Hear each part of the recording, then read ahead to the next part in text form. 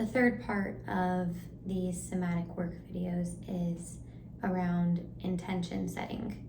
Now, one thing that's really important to me in being a traditionally trained, I was a very classically trained dancer, I was a very traditionally trained nurse, very traditionally trained nurse practitioner.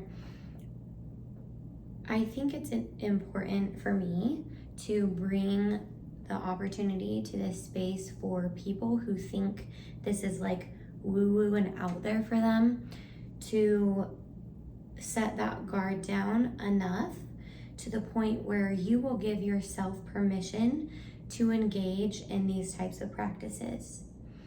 So intention setting is merely bringing a sense of mindfulness and presence to whatever you're doing. So that applies to everyone. And there is in our culture, but just kind of every culture too. I mean, it's everywhere. This hustle, grind, work through, it's supposed to be hard, everything's hard, I just have to get it done. And I am guilty of that as well. We all fall into those traps of, well, this is just the grind of motherhood, or this is just the grind of being in college, or this is just the grind of my career, or this is just what work looks like, or I just have to grind through these workouts. And as much as effort is beneficial and hard work is very beneficial, bringing a sense of intention behind what you're doing transforms the experience that you have.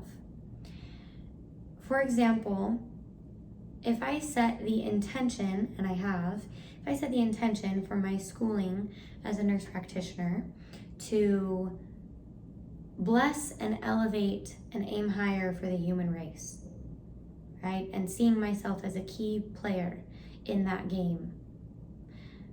That's a great intention. But on the day-to-day basis, it's really hard. It's really easy for me to lose sight of that.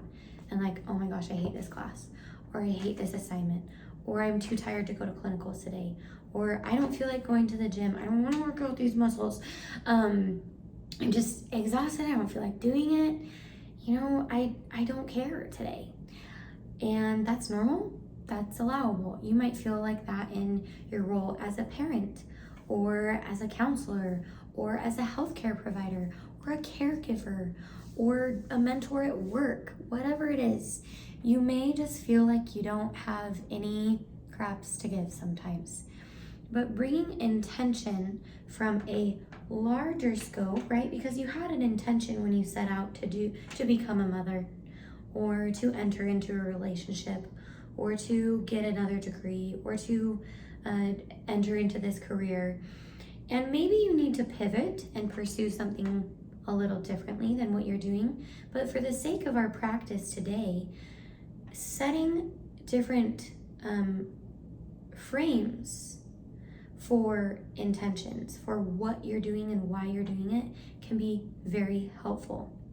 Now, in terms of somatic work, before we step into, or as we step into a container for practicing somatic work, I always invite, I do this in a Sunday school lesson, or I'll do it in a dance class, or I'll do it in a yoga, or I'll do it in a somatic workshop. Whatever it is, I start a class, a set and setting, with the tone of having an intention behind it. Now, for example, personal example, today I really didn't feel like recording content or material or instruction. I didn't feel like doing it. But when I set myself in front of the mirror, and this is a practice that I do and I would encourage, I set myself in front of the mirror, I just stood there for a minute and I talked to myself in the mirror saying, what is my intention for today? I looked at myself, I beheld myself, I stepped into gratitude. I was like, wow, I'm really grateful for my mind. I'm grateful for my body. Look at me, look at all that I'm accomplishing. Look at who I am, look at who I am inside. And I kind of just talked myself into my own body. Then I thought, what is my intention for today? And I set the intention to share mind-set altering instruction that would give someone else the opportunity to have a better experience in your life, the viewer, based on the content that I create. So that this is a service and a gift, and it also fuels me in the sharing of my gifts. So when we step into any kind of space, you can start your day with an intention. When you step into any kind of, certainly breath work, yoga, guided meditation, Reiki, drum ceremony, any kind of a counseling session, one-on-one counseling session, group therapy, cognitive behavioral therapy, EMDR setting, any kind of setting, it is really a lot easier for us to set an intention, because it's like, oh, I'm paying for this experience. There's a monetary exchange or a value exchange. This is a set apart, designated time frame. So I'm going to set an intention for this. We're going to circle back to that in the next video. Part 4 is going to be about bringing this into everyday life. But setting an intention for a space. So if you are new to somatic work, or breath work, or Reiki, or guided meditation, or sound baths, what have you, there's so many possibilities here. How you can engage, even on your own, even if you don't go to a group or to a class, how you can engage in personal development and doing the work to elevate your mindset and raise your baseline frequency is starting by setting aside a space. It can be your bed. Literally, you can just be like, okay, right now I'm setting apart this space to focus on something, and I'm setting apart a time to focus on something, and then I'm setting apart an intention to focus on something. Now, what do I want that focus to be? Intentions are different than goals. People will throw out goals for all kinds of reasons. Some of them can be vain, which doesn't mean that they're necessarily bad. Some of them can be to prove a point. You can set a goal centered around your ego. A lot of goals do come from a place of ego. You can set a goal to achieve a certain physical attribute or mental attribute or a certificate or an educational pursuit or a monetary pursuit, right? We set goals for all kinds of things. But then intentions is more of like the reason and the purposing behind that, which can also come from a place of vanity or ego, but in this space of self-development and doing the work, and in this mindset expanding collective community that we are all a part of. Typically, the intentions that we set, and I invite you to think about this for yourself. In the beginning, it'll probably be very helpful to pull out a piece of paper. Set an intention based around an energetic shift. That can be based out of a mindset or out of an emotional state.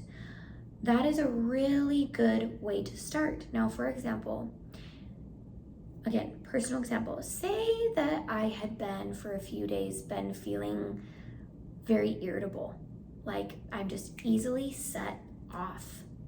So maybe as I am able to be self-aware and identify that, I think, instead of being so easily triggered by, I don't have kids, but if I did, I'm being set off by my kids. I'm getting short-tempered. I'm having short temper with my spouse. I just feel like my frequency is way down here because my threshold is so low to be able to be triggered all the time.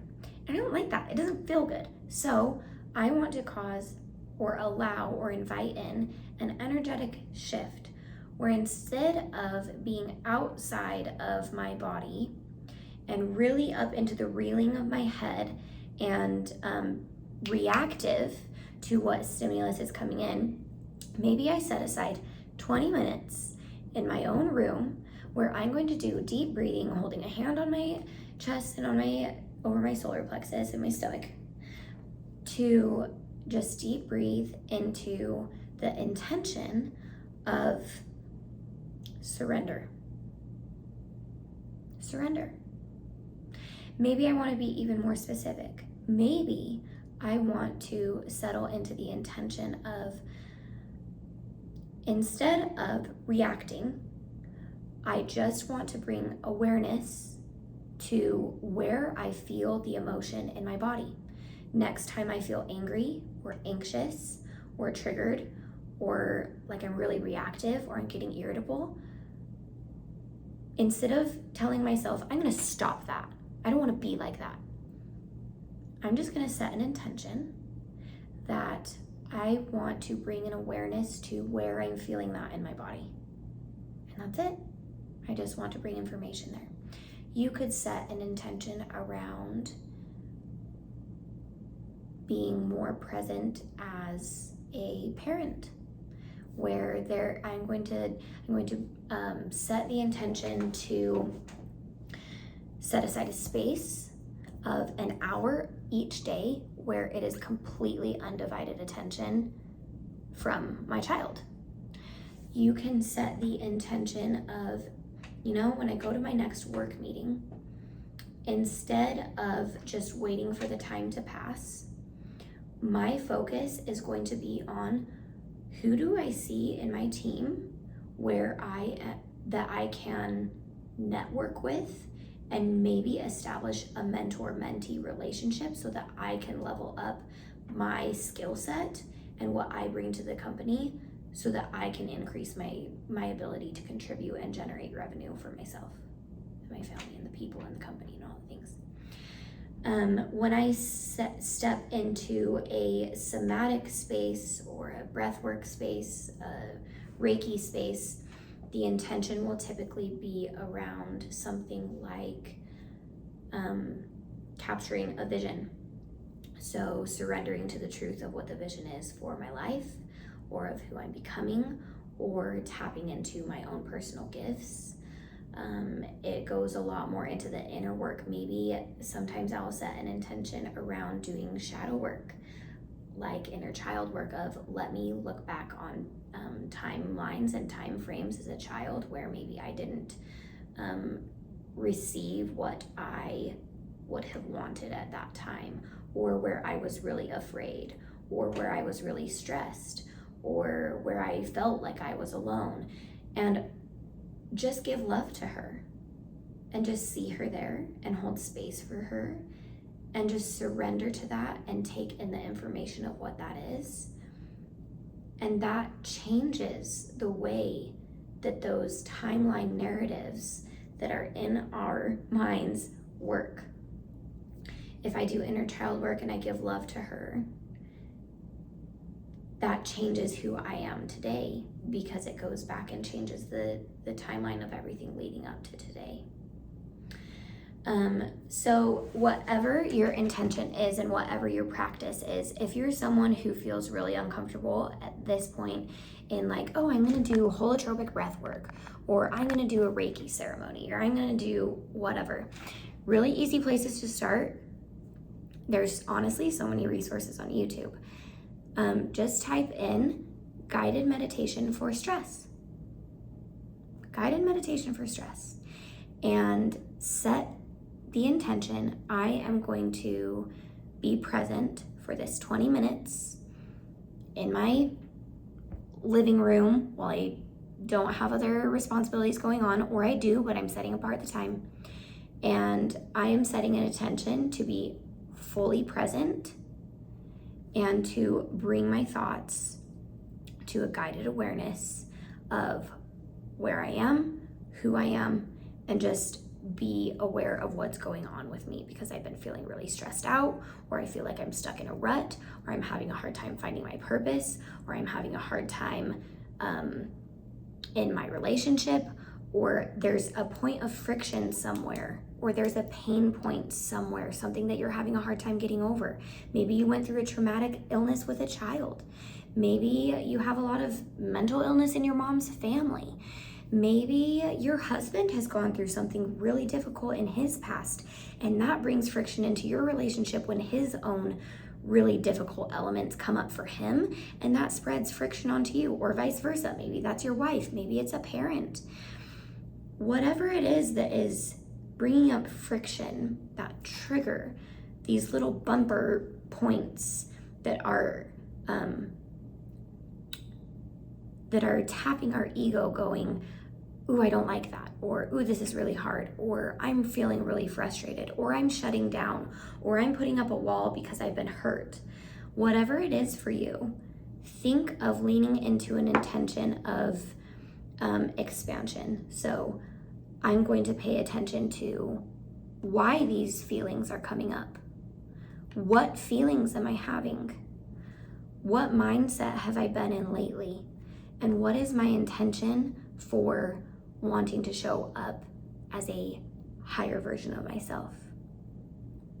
You can set an intention for something that you want to learn, or you can set an intention for something you want to be grateful for. You can set an intention for a place you want to find joy, or a way you want to feel joy. And setting aside a space, a time, a setting, and setting an intention is the next key to being able to navigate through the inner work of somatic work on a lot of different levels. I hope this was helpful. Leave comments below of your questions, clarifications. Let me know what intentions you have set, or patterns that you are intent on breaking. And I will see you in the next video.